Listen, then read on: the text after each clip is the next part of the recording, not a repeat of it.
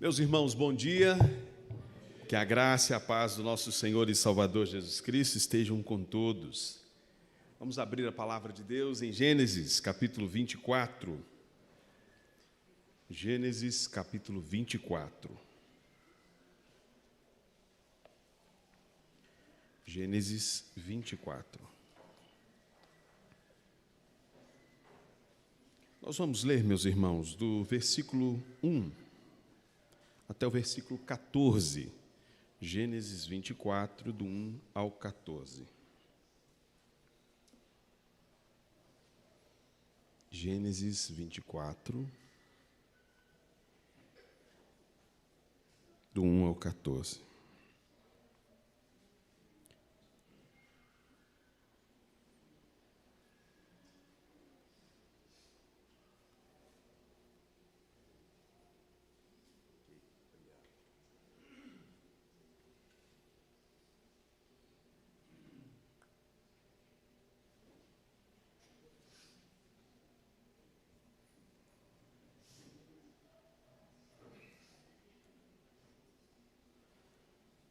Ok.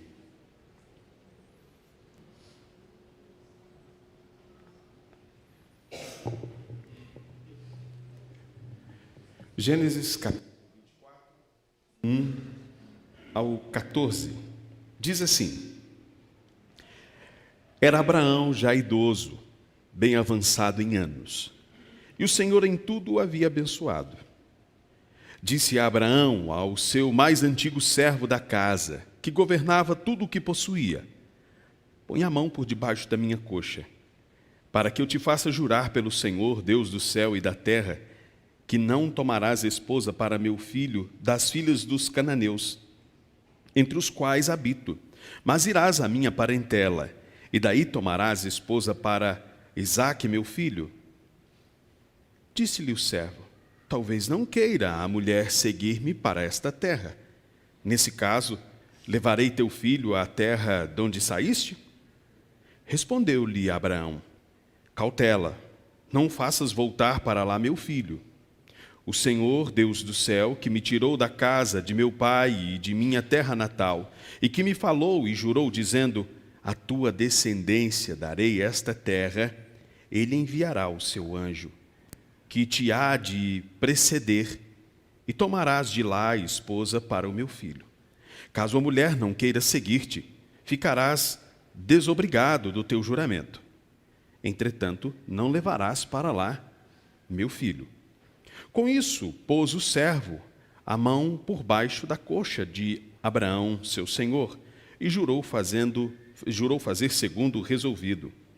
Tomou o servo 10 camelos do seu senhor, e levando consigo de todos os bens dele, levantou-se e partiu rumo à Mesopotâmia, para a cidade de Naor.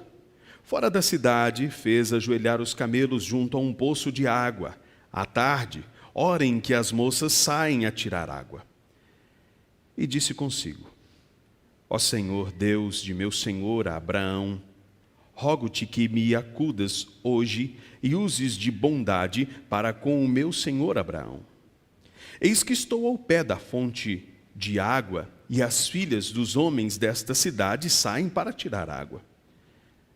Dai-me, pois, que a moça a quem eu disser: Inclina o cântaro para que eu beba, e ela me responder: Bebe, e darei ainda de beber aos teus camelos, seja a que designaste para o teu servo Isaque. E nisso verei que usaste de bondade para com o meu Senhor. Amém. Meus irmãos, temos estudado a teologia bíblica do Pentateuco. Semana passada nós vimos que o Senhor cumpre as suas promessas. Vimos que o Senhor prometeu que a estéril Sara daria à luz. O Senhor prometeu ao seu chamado, ao seu eleito Abraão, que ele seria pai de muitas nações. Porém, Abraão tem um filho com Agar. Não é esse o filho da promessa. O Senhor prometera que seria um filho de sua esposa, a legítima. Porém, esta era estéril. E o Senhor abençoou e deu a este casal, já velho, um filho, chamado Isaque. O Senhor pôs à prova o seu chamado, o seu eleito, pôs à prova Abraão, pedindo a Abraão que sacrificasse a Deus o seu filho. Abraão, aquele a quem o Senhor prometeu, fez a promessa de terra, descendência e nação, foi pronto para sacrificar. Responde com prontidão, com lealdade, com fidelidade ao Senhor, fazendo exatamente aquilo que o Senhor pedira. Pronto está Abraão para sacrificar o filho da promessa. Contudo, o Senhor providencia um cordeiro. Abraão, Isaque, são surpreendidos com um cordeiro que livra Isaque da morte. Meus irmãos, Abraão demonstrou fidelidade ao Senhor. E o Senhor mostra fidelidade à sua promessa. Pois lembrem-se que o Senhor fez promessas a Abraão, e essa promessa é de que Abraão seria pai de muitas nações, e que o descendente da promessa, o filho da promessa, era Isaque. Logo o Senhor cumpre, mantém a sua promessa ao livrar Isaque da morte. Meus irmãos, tal como Abraão, que se desprendeu de seu filho, que abriu mão de seu filho, o da promessa, lembre-se disso, o herdeiro, não o primogênito, mas o herdeiro, para que pudesse cumprir a vontade do Senhor, Deus também abriu mão de seu filho, o prometido, aquele que é prometido desde a origem, desde o princípio, que seria o Salvador. Mas, nessa cena, não é Isaque o Cristo, mas Cristo é o cordeiro que livra Isaque. Cristo é o cordeiro que tira Isaque da morte. De um extremo ao outro, Deus entrega o seu filho, e o filho se entrega para salvar aqueles a quem ele chamou, escolheu, elegeu. E Abraão vai adorar ao Senhor novamente. E meus irmãos, até aqui, até essa altura do livro de Gênesis, nós vimos, e principalmente na literatura, na narrativa patriarcal, nós vemos que a Bíblia vem falando de coisas que reverberam em toda a Escritura, como, por exemplo, eleição, promessa e aliança. Quanto à eleição, o Senhor elegeu um povo. O Senhor escolheu para si um povo. Deus trouxe para si esse povo. 1 Pedro capítulo 2, versículo 9, diz assim: vós, porém, sois raça eleita, sacerdócio real, nação santa, povo de propriedade exclusiva de Deus, a fim de proclamardes as virtudes daquele que vos chamou das trevas para a sua maravilhosa luz. O Senhor escolheu para si um povo, escolheu um homem, Abraão, para dar início a esse povo. E, meus irmãos, quais os critérios para a eleição dos patriarcas? Qual o critério? O que Deus levou em conta? Você em algum momento da sua vida já se perguntou por que o Senhor te escolheu? Já? Senhor, por que o Senhor me escolheu? Por que Deus escolheu? Qual que é o motivo da eleição? E ao olharmos para os patriarcas, nós chegamos a uma conclusão incontestável. Não é por aquilo que se faz a causa da eleição. Como bem leu o pastor Isaías, Paulo diz o seguinte: não é por obras. Ainda não tinham feito bem ou mal. E pense, lembre-se, quem é o primeiro dessa história? Abraão. O que Abraão teria feito de bom para ser escolhido pelo Senhor? Nada. Estava na casa da idolatria. Estava em uma casa pagã, adorando ou fazendo parte de um contexto pagão. Não buscava Abraão o Senhor naquele contexto, mas o Senhor buscou Abraão naquele contexto. Lembre-se que Abraão teve um filho, e o primeiro deles se chama Ismael. Contudo, o Senhor não escolheu Ismael. o Senhor escolheu Isaac. Isaac teve quantos filhos? 2. A quem pertencia o direito de primogenitura? E a quem o Senhor escolheu? Não há um critério humano para a escolha. Lembre-se que Ismael não foi o escolhido pelo Senhor. Não foi abandonado pelo Senhor. Cumpre destacar isso. Mas o Senhor escolheu a Jacó. Romanos capítulo 9, versículos 11 e 13.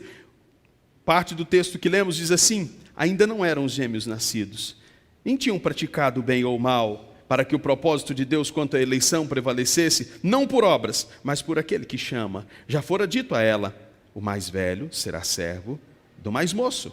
Como está escrito: amei Jacó, me aborreci de Esaú. Efésios capítulo 2, versículos 8 e 9. Porque pela graça sois salvos mediante a fé. E isso não vem de vós, não vem da primogenitura, não vem de uma predisposição. É dom de Deus, não de obras, para que ninguém se glorie. Deus escolheu Abraão, Isaque e Jacó para fazerem parte da aliança.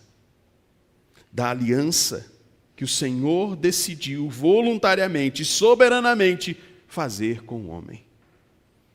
E meus irmãos, é interessante pensar que esses patriarcas colocam-se como representantes destas alianças. É interessante que na leitura que fizemos de Gênesis 24, como o moço de Abraão se dirige a Deus. Qual a expressão que ele usa? Vocês se lembram? Senhor, versículo 12 de Gênesis 24. Senhor Deus de quem? De meu senhor Abraão. Ele chega até Deus na mediação de quem? De Abraão. Nesta aliança que Deus faz, esses patriarcas, Abraão, Isaque e Jacó, são colocados como representantes desta aliança. Ou como, talvez a palavra mais correta não seria essa, mas como mediadores, representantes. Tanto é que as crianças eram circuncidadas exatamente por serem da descendência de Abraão. Tudo isso, meus irmãos, aponta para um representante fiel, aponta para aquele que seria o mediador definitivo.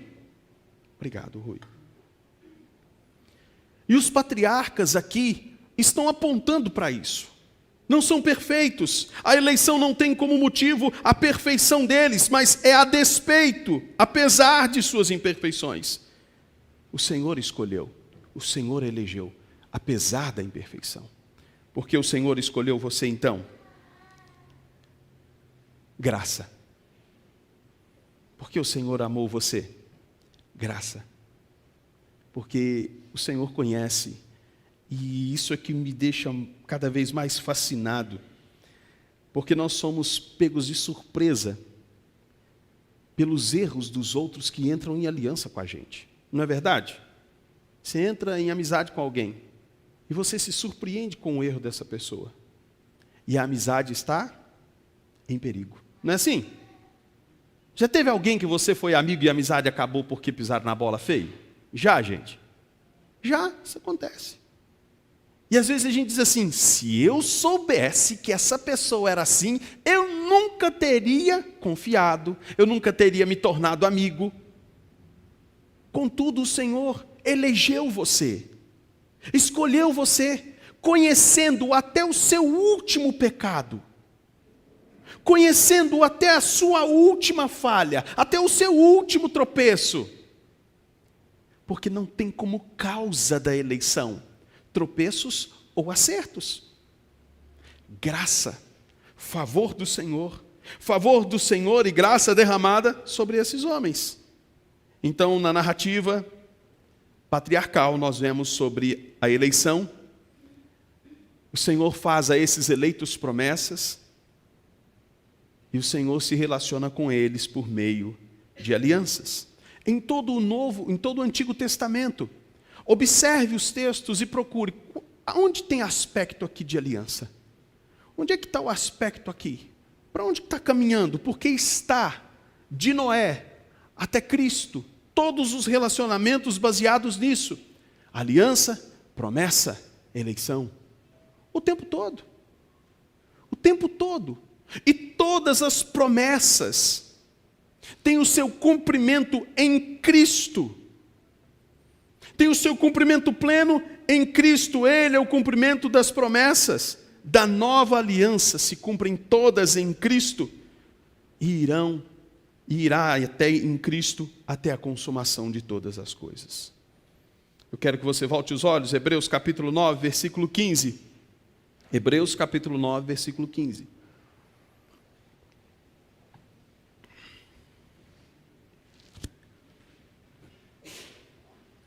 Por isso mesmo, ele é o mediador da nova aliança, a fim de que, intervindo a morte para a remissão das transgressões que havia sob a primeira aliança, receberam a promessa da eterna herança àqueles que têm sido chamados. Meus irmãos, Cristo tem nele o cumprimento. Aponta e se cumpre em Cristo, o nosso Salvador bendito. Por que tudo isso é extremamente importante? Porque nós vamos examinar o texto que lemos à luz de tudo isso. Mas eu quero, antes de entrarmos, abrir um parênteses. Vocês já viram caixinha de promessa? Já viram? Sabe o que é? Caixinha de promessa é uma caixinha que vem com as tirinhas, todas coloridinhas. Aí de manhã, quando você acorda, você vai lá, pega um papelzinho daquele, sai um versículo ali para você com alguma promessa. E o que você faz? Toma posse, não é assim? Toma posse. Opa, isso aqui é para mim. Isso aqui é meu. Não importa se você é eleito, na visão deles, se você é eleito, não importa se essa promessa é para você ou não. Porque a promessa está ligada a quem tem aliança com o Senhor, a quem entrou em aliança com o Senhor por meio de Cristo. Essas promessas pertencem a essas pessoas. Não se relacionar com Deus, não ser um eleito, não ter promessa, não significa que você não tem promessa alguma. Pode pegar ali e ler todas as promessas. Inclusive, se eu não me engano, eu acho que tem uma Bíblia da promessa. Eu acho que tem. Que vem todas as promessas em vermelho, alguma coisa assim. A pessoa pega aquilo e toma posse daquilo. Só que a promessa está ligada à eleição e à aliança. Amém, irmãos? A promessa então está ligada ao eleito, por meio de Cristo Jesus, que cumpriu tudo e é o mediador perfeito. Ok? Então essas promessas são para essas pessoas. Não adianta pegar a promessa e ficar jogando para todo mundo, porque não vai cumprir. Aí só vai gerar expectativa e frustração. Ok?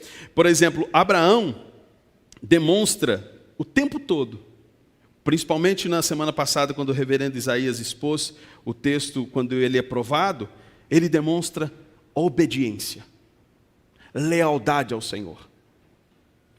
Isso significa que há um relacionamento. E é interessante que a gente observa o início da trajetória de Abraão e o fim dessa trajetória. A gente vê que o relacionamento com Deus vai se aprofundando, vai se estreitando.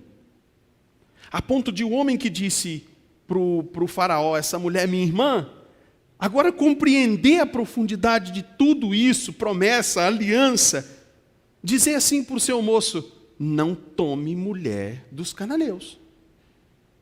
Busca lá, não tome mulher aqui. A ponto dele dizer, não leve cautela, não leve meu filho para lá, não leve o meu filho para aquele panteão todo.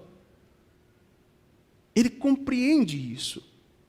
Aquele que temia Faraó, não teme perder o filho quando é provado, confiado no Senhor que fez a promessa. Então, promessa, baseado na aliança, tendo como base a eleição, pertence ao povo de Deus. Amém, irmãos? Então, chegamos ao nosso texto. Gênesis 24 começa registrando que Abraão, já idoso, já velho, avançado em anos, o Senhor em tudo o havia abençoado. Qual que é a promessa que Deus fez lá em Gênesis 12? Volta a Bíblia, volta algumas páginas aí. Ora, disse o Senhor a Abrão: sai da tua terra, da tua parentela e da casa de teu pai, e vai para uma terra que te mostrarei. Farei de ti uma grande nação, e te engrandecerei o teu nome, se tu uma bênção, abençoarei os que te abençoarem, amaldiçoarei os que te amaldiçoarem, em ti serão benditas todas as famílias da terra. Meus irmãos, o Senhor abençoou Abraão. Com o quê? Que tipo de bênção? Com aquilo que ele prometera. Lembre-se que a promessa que Deus faz a Abraão, ela tem um aspecto duplo. Ela tem um aspecto imediato, ele vai ter descendência e Deus dá os descendentes. Vai ter uma terra e vai ter uma terra. Mas ela tem um caráter futuro. Abraão, por exemplo, não viu a sua descendência como as estrelas do céu. Não é verdade, gente? Eis-nos aqui. Alguém consegue contar? Conta quantos cristãos tem pelo mundo. Conta quantos eleitos tem. Não é possível contar. São muitos. Então o Senhor abençoou. O Senhor cumpriu com Abraão aquilo que ele prometeu. Disse Abraão ao seu servo mais antigo, ao mais antigo de sua casa, que governava tudo: põe a mão debaixo da minha coxa, para que eu te faça jurar pelo Senhor Deus do céu e da terra, que não tomarás esposa para meu filho das filhas dos cananeus, entre os quais eu habito. Mas irás à minha parentela, e dali tomarás esposa para Isaque, meu filho. Meus irmãos, o juramento aqui não é algo novo, tá? Já era naquele contexto e em outras religiões algo costumeiro. Um juramento entre duas pessoas. E esses juramentos, às vezes, vinham acompanhado por um sinal. Nesse caso, qual era o sinal? Colocar a mão debaixo da coxa. Esse era o sinal de que tinha feito um juramento. Coloca a mão debaixo da minha coxa. Vamos fazer um juramento. E esse juramento consistia em reivindicar a punição humana e divina para aquele que não cumprisse a sua parte no juramento. Ok? É isso que está acontecendo. Abraão está dizendo: vem cá, bota a mão debaixo da minha coxa, e que recaia sobre você as maldições humanas e divinas, se você não cumprir o que eu estou te pedindo. E o que é que eu estou te pedindo? Não tome das filhas dos cananeus. Não tome delas. E a princípio pode parecer que Abraão está pedindo o seguinte: olha, meu servo, não tome mulher pagã para Isaque. Óbvio que há um contexto ali pagão naquela região que ele estava. Mas onde estava a família de Abraão?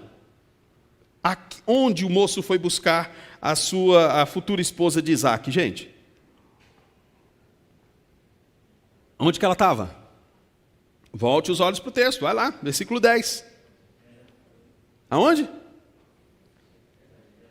Terra de Naô, Mesopotâmia. Os irmãos se lembram que a última aula que eu dei aqui, eu falei um pouquinho sobre o contexto da Mesopotâmia. Que inclusive quando um rei ou uma rainha morria, colocava-se sobre o túmulo alguns objetos de valor, como copos, taças, talheres, e inclusive escravos, para que pudessem morrer ali, a fim de que essas coisas pudessem acompanhar esses reis na sua vida futura. Em um túmulo, segundo historiadores, encontrou-se 75 cadáveres de servos. O rei ou a rainha que morreu ali, eles queriam que ele tivesse 75 servos do outro lado. Era um contexto totalmente pagão. Então ele está mandando buscar Rebeca, ou a moça, aonde? Num contexto de aliança? Não. Lembre-se que o povo ainda está sendo formado. Abraão tem aqui Ismael e Isaque. São os dois personagens principais aqui. E ele está dizendo: olha, eu já estou velho, Sara já morreu, busque, mas eu quero que seja da minha descendência. Isso se chama endogamia. É buscar na sua parentela alguém para se casar. E Alguns vão apresentar motivos diversos para isso. Para a preservação de sua própria genealogia, para que não houvesse uma mistura e sua história não fosse apagada. Não me parece que é esse necessariamente o caso aqui. Mas ele manda buscar, vai lá, mas ele diz, não leve o meu filho. Não leve o meu filho com você, para esse contexto. Meus irmãos,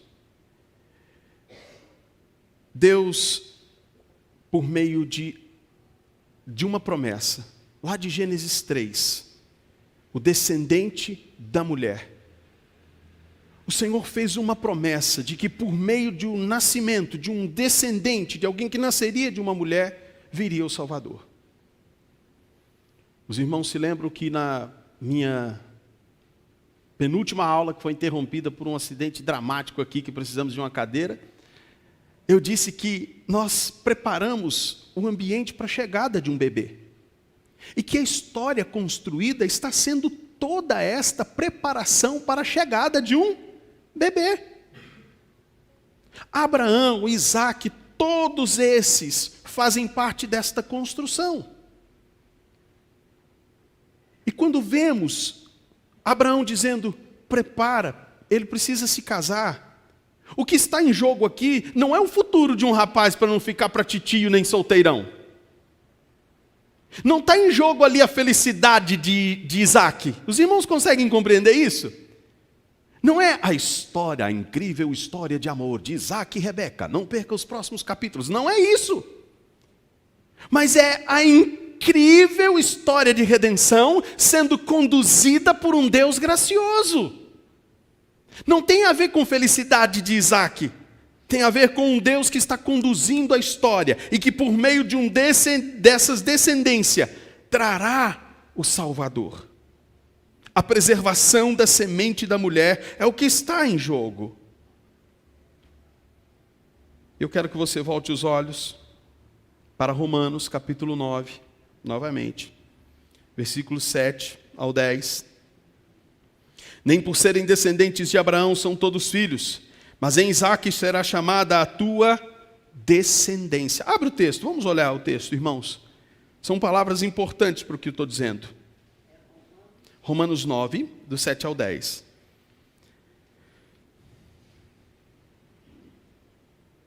Nem por serem descendentes de Abraão são todos seus filhos, mas em Isaque será chamada a tua descendência. Já há uma separação, não é em Esaú, não é em Ismael, em Isaque.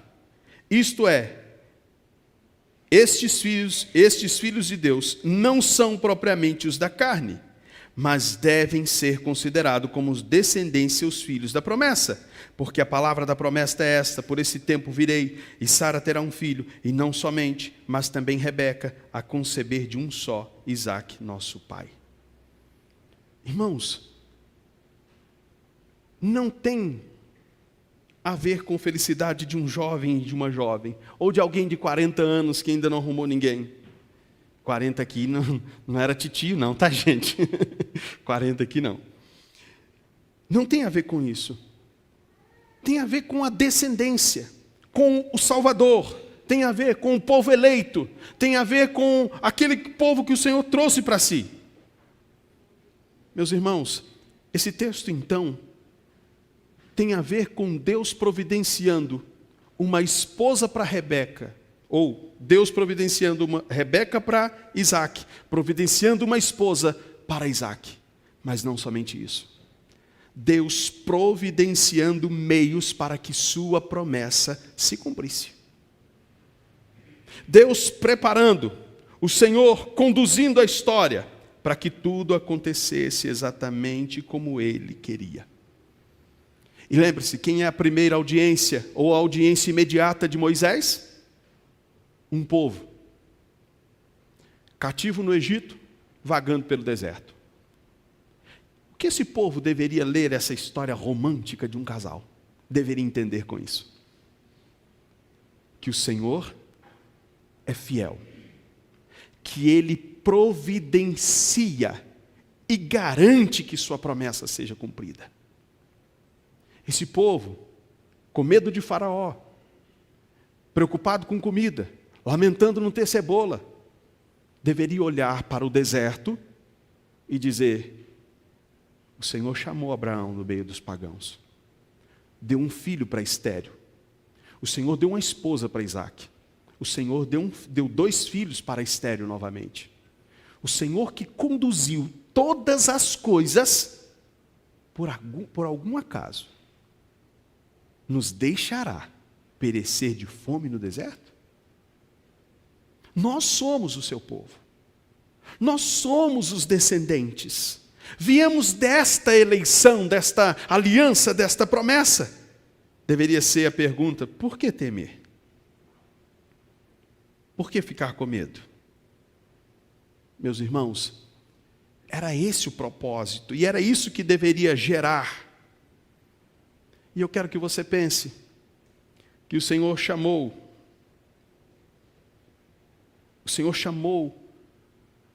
Rebeca para participar de um plano. Avancemos no texto, veremos isso um pouco mais à frente. O Senhor Deus do céu me tirou da casa de meu pai, versículo 7, capítulo 24, e da minha terra natal, e me falou, jurou dizendo: a tua descendência darei esta terra, ele enviará o seu anjo, que te há de preceder, e tomarás de lá a esposa para o meu filho. O moço dele ficou preocupado, falou: olha, se a moça não quiser vir, não leve meu filho para lá. Deus está nesse negócio. E ao que, ou baseado em que, Abraão tem a certeza de que vai dar tudo certo? Na astúcia do servo. Certo, gente? Não. No Deus que fez a promessa. Olha a palavra que ele usa: descendente. O Senhor dará, o Senhor trará. Caso a mulher não queira vir, ficarás desobrigado. Versículo 9. Com isso pôs o servo a mão debaixo da coxa de Abraão, seu senhor, e jurou fazer segundo resolvido.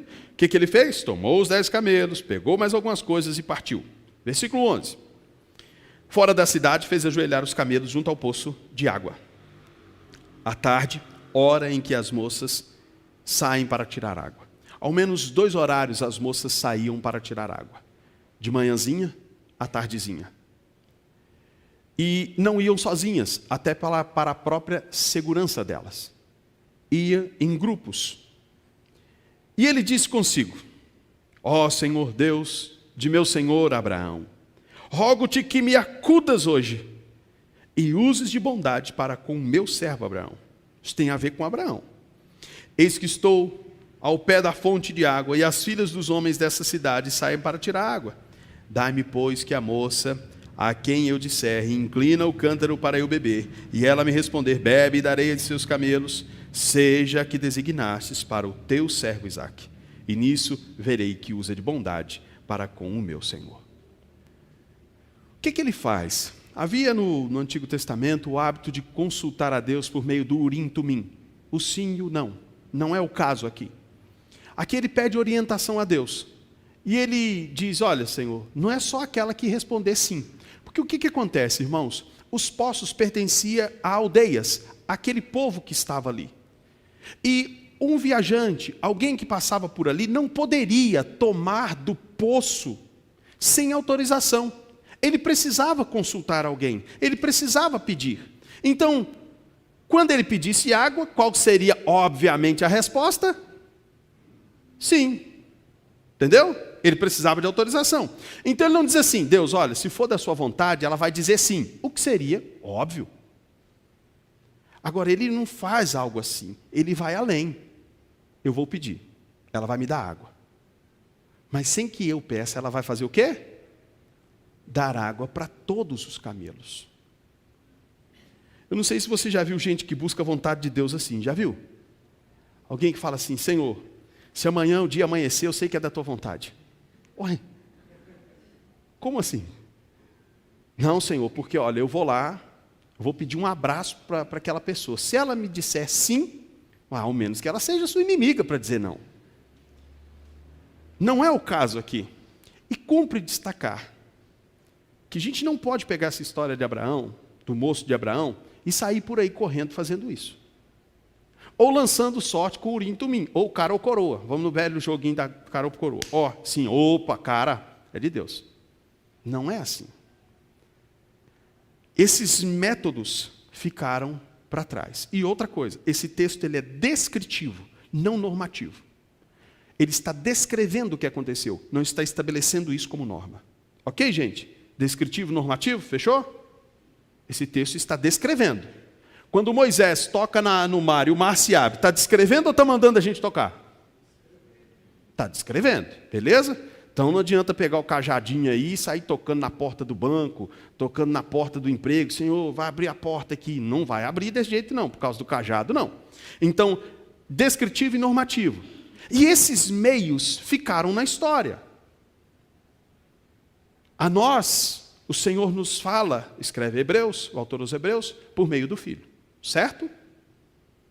Senhor, eu quero saber a sua vontade. Lê a Bíblia, lê a Escritura. Ela é perfeita? Amém, irmãos? Completa? Infalível? Pronto, vamos na Escritura, vamos na palavra. Esse método não vai por ele, não. Nesse contexto, observe que o Senhor de fato conduziu todas as coisas. O que a moça fez, gente? Ela chega, dá água para ele, e ela vai e dá água para os camelos. Ele se alegra e pede pousada. Ela leva ele conta para ela, ela chega, conta para a família.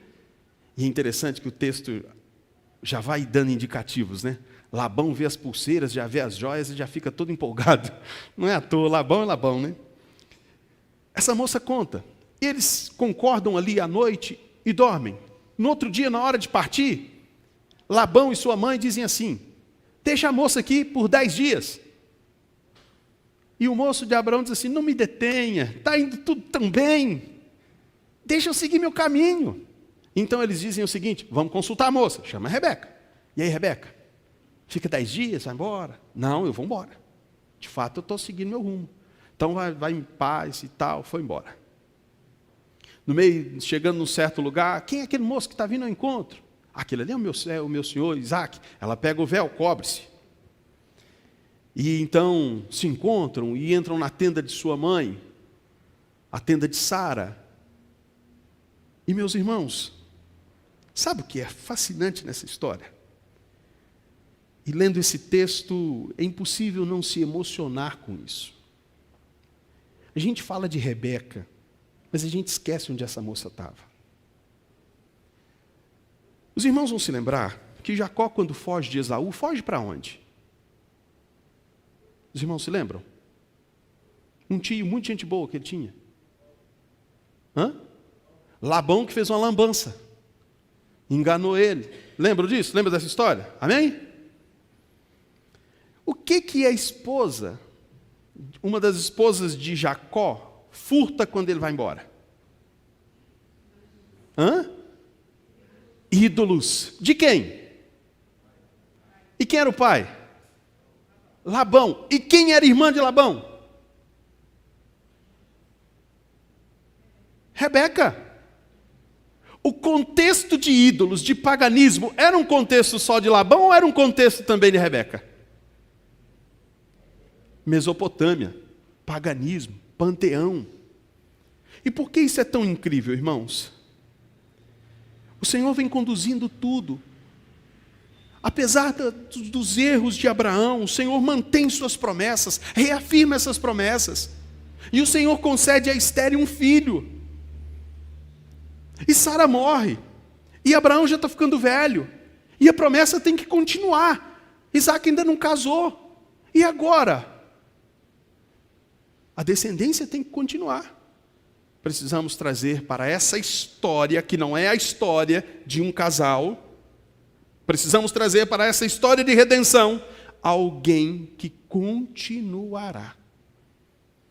E o Senhor encontrou Rebeca no meio dos ídolos. Uma moça que não estava na casa de Abraão. Uma moça que não ouviu as promessas. Uma moça que não viu o sinal acontecendo, circuncisão acontecendo nos machos. E o Senhor a encontrou no meio dos ídolos. E trouxe essa mulher para dentro da história da redenção. Os irmãos conseguem enxergar que grande graça nisso. Deus trouxe uma jovem lá do meio daquela condição para dentro da história de redenção. Isso é fantástico, irmãos, porque o Senhor nos encontra nos cenários mais deploráveis. O Senhor nos encontrou escravizados pelo pecado. O Senhor nos encontrou no meio de ídolos, pessoas que se curvavam diante de imagens, pessoas que professavam não ter fé nenhuma, não acreditam em nada. O Senhor achou essa pessoa nisso. O Senhor encontrou religiosos assentados sobre um monturo de boas obras e os trouxe para a redenção, para a história da redenção. Isso é incrível. O Senhor chamou Sara, que até riu. Os irmãos se lembram quando a promessa é feita? Vai ser mãe. Não é possível. Essa mulher está ali. O Senhor trouxe Rebeca. E o Senhor trouxe uma outra jovem para fazer parte dessa história. Os irmãos se lembram de quem? Para fazer parte da história de redenção? Um anjo anunciou a Maria. O anjo anunciou a Maria. E Maria, quando recebe o anúncio, o que ela faz, gente? Ela canta, não é verdade? Minha alma se alegra em Deus, o meu Salvador. Ela tinha compreensão dessa história de redenção. Ela tinha compreensão disso. Mas uma coisa é enxergar a história de redenção de fora. Outra coisa é fazer parte dessa história de redenção. Uma coisa é estar sentado aqui e ouvir essa história de redenção. Outra coisa é você fazer parte dessa história de redenção. Outra coisa é você ter sido tirado do pecado, ter sido transportado do reino das trevas para o reino do Filho do seu amor. É totalmente diferente. Imagina a jovem Maria recebia instrução, ouvia, ok, beleza. Mas eu estou aqui, nessa história. Vai nascer de mim. Você está aqui, fazendo parte dessa história. Não pré-encarnação do Verbo, mas pós-ressurreição. Pré-vinda, pré-segunda vinda de Cristo para buscar a sua igreja. Cristo vai vir buscar a sua igreja. A Bíblia não diz isso, irmãos? Amém? E você está nessas páginas, nessas linhas que prometem isso, sendo parte dessa igreja. Isso não é incrível? Isso não é fascinante? Deus achou um miserável e salvou. Deus achou uma pecadora com os pensamentos ruins e salvou. Deus achou você e salvou você. E você faz parte dessa história de redenção. Agora você é povo de Deus. O que essas três mulheres têm em comum? Sara era estéril. Sério? Certo, gente? Rebeca também. E Maria era impossibilitada de dar luz naquele contexto.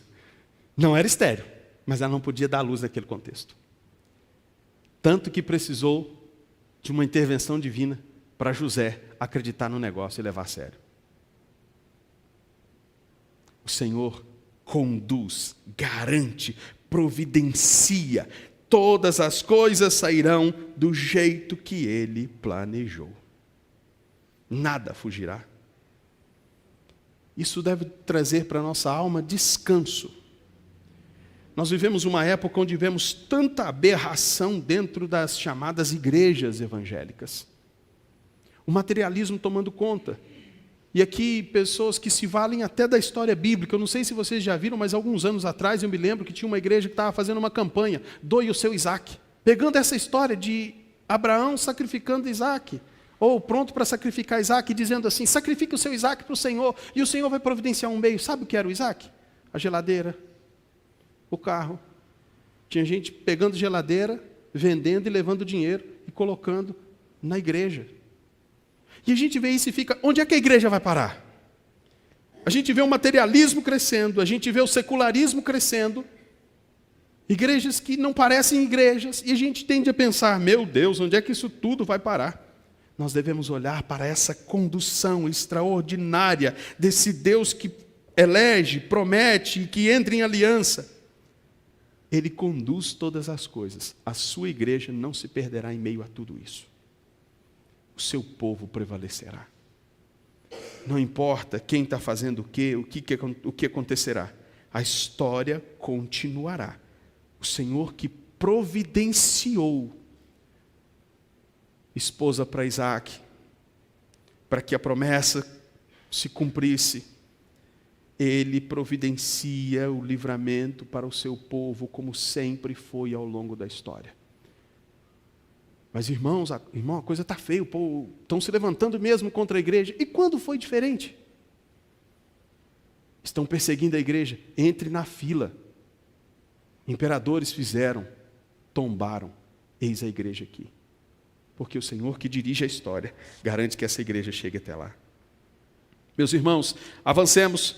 Capítulos 24 e 25 vão narrar, ou 25 e 26, vão narrar a continuidade dessa descendência. Isaac tinha 40 anos quando casou com Rebeca, filha de Betuel, irmã de Labão. Eles eram arameus e moravam na Mesopotâmia. Ela não podia ter filhos, e por isso Isaac orou ao Senhor. É isso que vai narrar os capítulos seguintes. O Senhor ouviu a oração dele e Rebeca ficou grávida. Imagina, opa, maravilha, casou, Isaac casou, bom, a descendência está garantida. Falhou, a mulher estéril. A mulher estéril, e agora? O Senhor que abriu a madre de Sara, abre também de Rebeca. Não há nada que possa deter o Senhor de conduzir a história e de fazer com que a promessa se cumpra. Nada. Descanse nisso. E na barriga dela haviam 2 gêmeos. Eles lutavam entre si. E ela, incomodada com isso, ora, e Deus disse, olha, há 2 nações no seu ventre. Há 2 nações. Você dará à luz a 2 povos. Povos inimigos. Um será mais forte que o outro, o mais velho será dominado pelo menor. Meus irmãos, apesar de Isaac ser o filho mais novo, ele assume o protagonismo da narrativa bíblica. Ele, embora fosse o mais novo, Esaú, por ser mais velho, Esaú nasceu bem peludo, né? Bem peludo. E Jacó nasce garradinho ali no seu calcanhar ali, como diz, estou na sua cola, você não me escapa. Eles cresceram e a Bíblia vai mostrar que esses 2 meninos, embora tivessem nascido naquele contexto de patriarcas, naquele contexto de promessa, cumprimento, aliança, eleição, eles não eram lá boas coisas. Um já nasceu garradinho no outro. O mais novo ficava mais em casa, mais sossegado, estava ali junto com a mãe. O mais velho, já mais bruto, mais caçador, estava mais agarrado no pai. E começa uma treta entre eles, porque o mais velho chega do campo com muita fome, e o mais novo diz assim, olha, fez um guisado, o outro fala assim, me dá um pouquinho do guisado, olha, vamos fazer uma catira? Vamos fazer um negócio aqui? Vamos fazer uma troca? Eu troco a troca da sua primogenitura. E o outro responde, de que me adianta essa primogenitura, se eu morrer? E trocam ali. Um se vale da fraqueza do outro, e o outro despreza a primogenitura. Um vai enganar o outro. Ou um vai ser enganado e o outro vai desprezar algo tão sério. Mais à frente, o que a gente vai ver? Um enganando o outro de novo. O que isso quer nos dizer, irmãos? Isso quer nos dizer que, lembrando mais uma vez, Romanos capítulo 9, já fora dito, versículo 12, Romanos 9, 12, já fora dito a ela, o mais velho será servo do mais moço. Não haviam feito bem ou mal.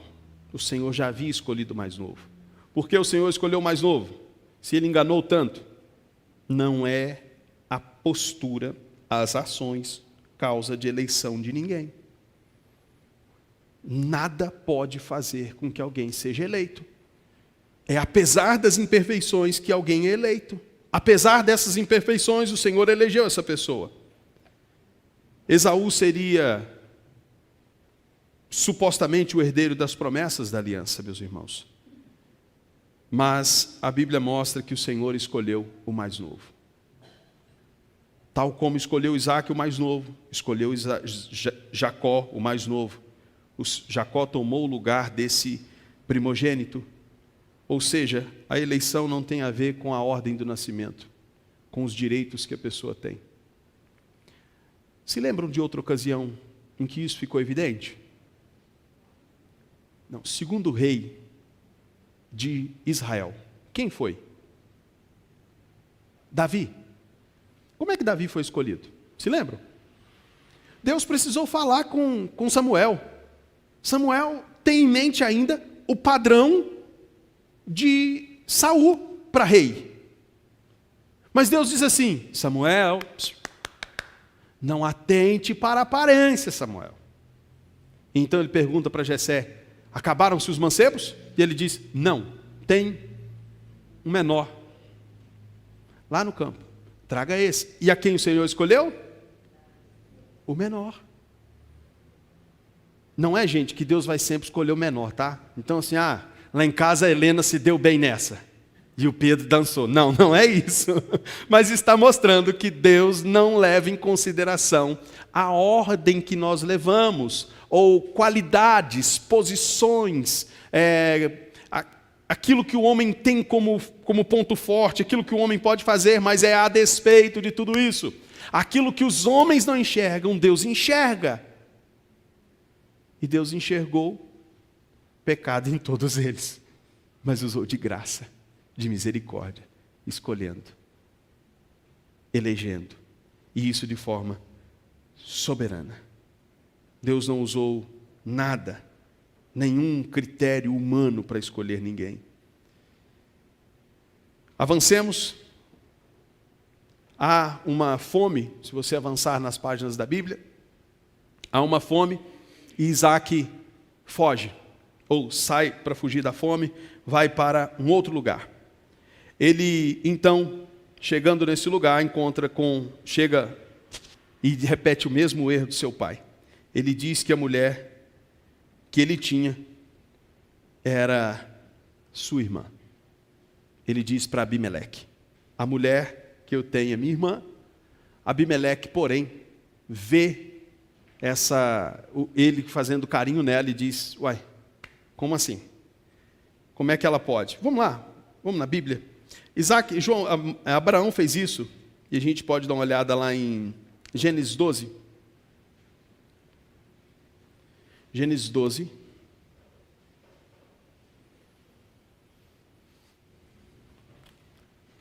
Versículo 10. Havia fome naquela terra. Desceu, pois, Abraão ao Egito para aí ficar, porquanto era grande a fome na terra. Quando se aproximava do Egito, quase ao entrar, disse a Sarai, sua mulher: ora, bem sei que és mulher formosa, de aparência. Os egípcios, quando te verem, vão dizer: é mulher dele, e me matarão, deixando-te com vida. Dize, pois, que és minha irmã, para que me considerem por amor de ti, e por tua causa me conservem a vida. Ele vai repetir o mesmo erro de seu pai. Ele vai dizer para Abimeleque que Rebeca era sua esposa. Não vai dizer que ele vai dizer que era sua irmã, não vai dizer que é sua esposa. Capítulo 26. Ele vai dizer que ela é esposa e Abimeleque vê. E é interessante que Abimeleque também está na história de Abraão. É o mesmo Abimeleque? Com certeza não. Alguns historiadores vão dizer que Abimeleque seria o nome de uma dinastia, o nome de um trono. Então, como se dissesse assim, Ramsés fez isso. Mas qual Ramsés? Qual faraó? Ok, gente? Não seria o mesmo Abimeleque. Ele vai repetir o erro do seu pai, tal como o pai, ele vai fazer a mesma coisa. E a despeito disso, meus irmãos, vamos dar uma olhada no versículo 15 do capítulo 26. Por causa dessa mentira dele, de que a mulher era irmã, olha só. E por isso, entulharam todos os poços que os servos de seu pai tinham cavado, nos dias de Abraão, enchendo-os de terra. Disse Abimeleque: aparta-te de nós, porque já és muito mais poderoso do que nós. A gente vai ver agora brigas por poços. E esses poços tinham uma ligação muito forte com o que representava naquela época. Um poço naquela época não era como hoje, que a gente chama alguém, manda cavar ali e está tudo resolvido. Reivindicava a propriedade da terra. E a gente vai ver que em muitos momentos ao longo da história bíblica, eles vão colocar nomes nesses poços. O poço tal, poço de Jacó, poço isso, poço aquilo. Aquilo tinha um propósito de mostrar que, historicamente, aquele poço pertencia àquela descendência, àquele povo. Logo, poderia se reivindicar. Não, há tantas gerações o poço tal está com a gente. Há tanto tempo o poço tal está com a gente. E, por consequência, o poço e a terra. O poço não estava no espaço. Certo, gente? Observe, é interessante que vai seguir a mesma estrutura. Deus vem para Abraão, diz descendência e terra. O que vai acontecer ao longo dos patriarcas é descendência e terra. Certo, gente? Descendência e terra, descendência e terra. Quando a gente chegar lá em Moisés, o que falta para esse povo ser uma nação? Tem descendência e tem terra. O que falta para um povo ser uma nação? Lei. Não é? Tem que ter povo, terra e lei, porque se não tiver lei, esse povo não permanece junto. Tem que ter lei para nortear. Então aqui, terra e descendência. Então, o que está rolando aqui? Há um desentendimento grave por causa dos poços. Vamos dar uma olhada no versículo 24.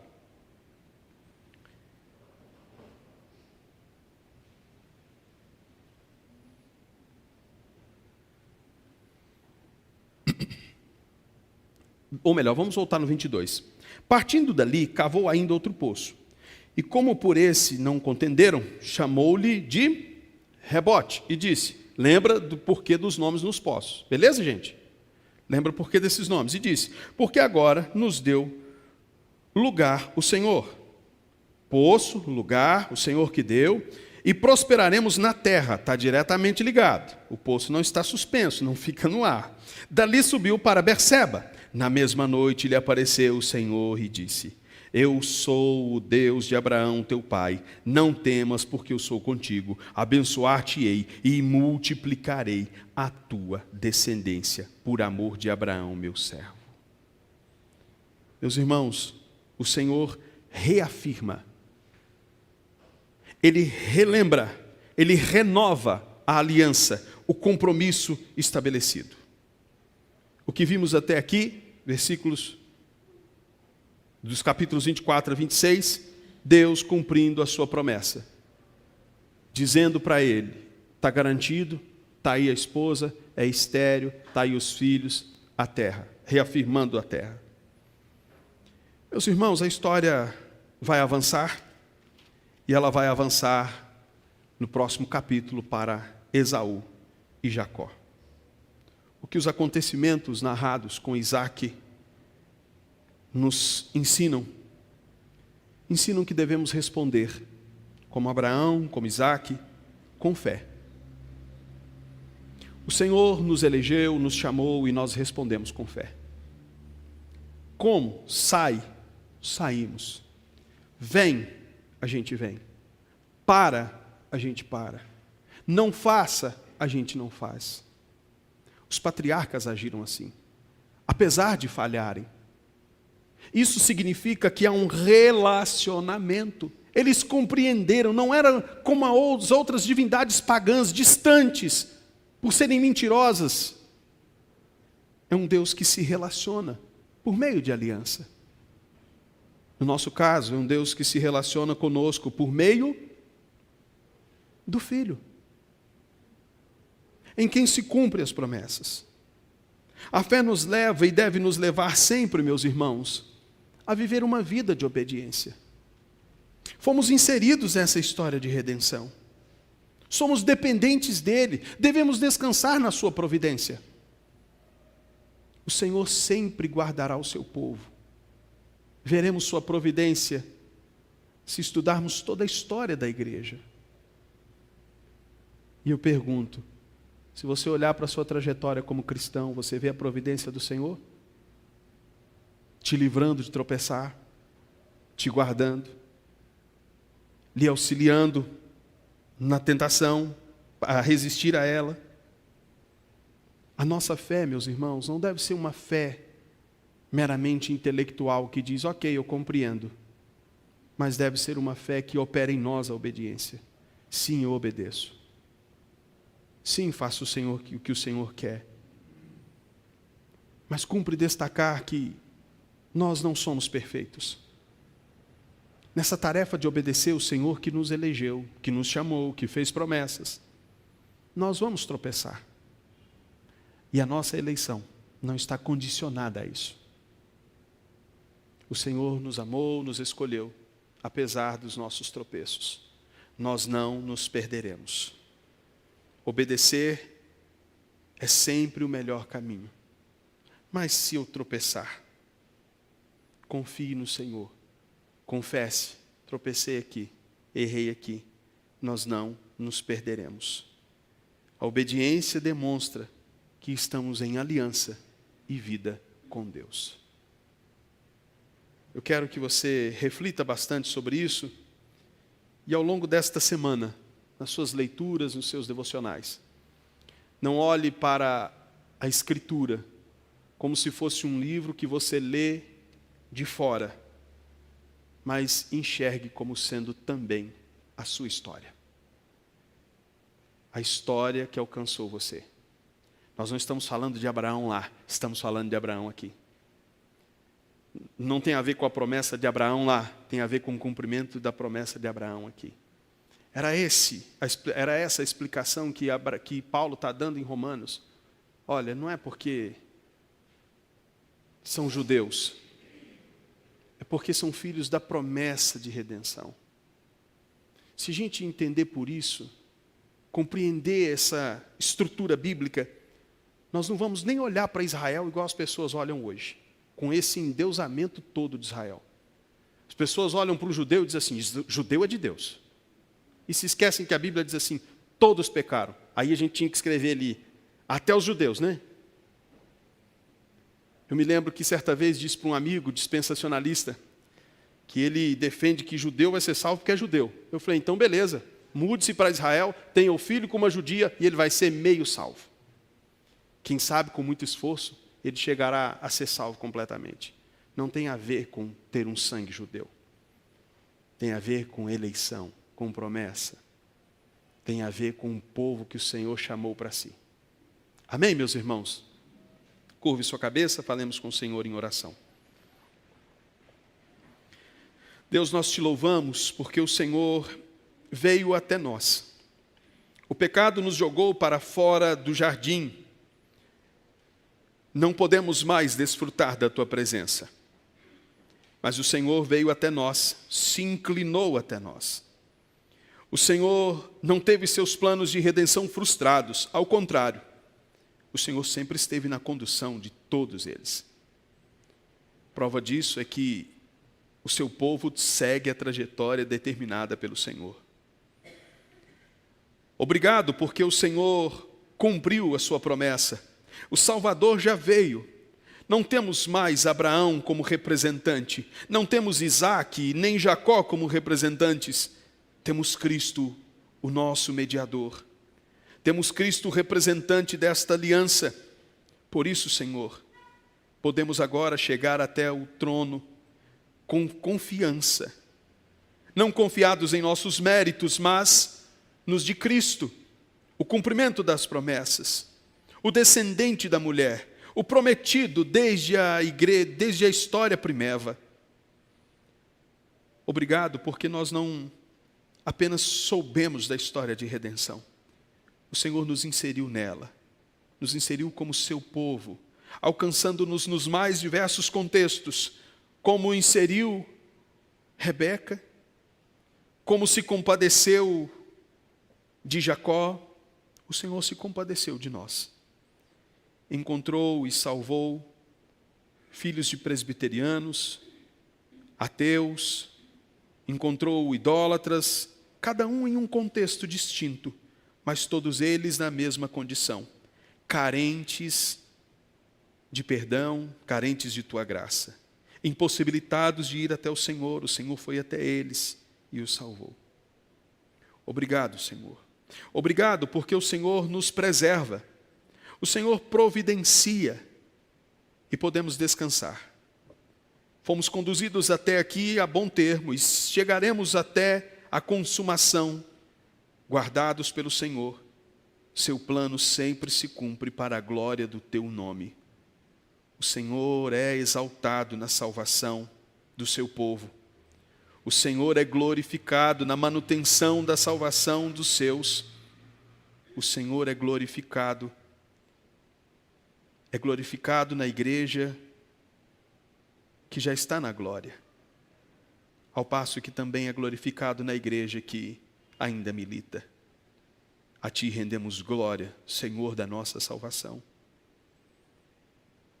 Conceda-nos o privilégio de logo mais à noite, como igreja, como seu povo, o povo da aliança, o povo alcançado pelo Senhor, de estarmos aqui para cultuar o Deus que nos salvou. Em nome de Jesus. Amém. Meus irmãos, que Deus os abençoe. Bom domingo.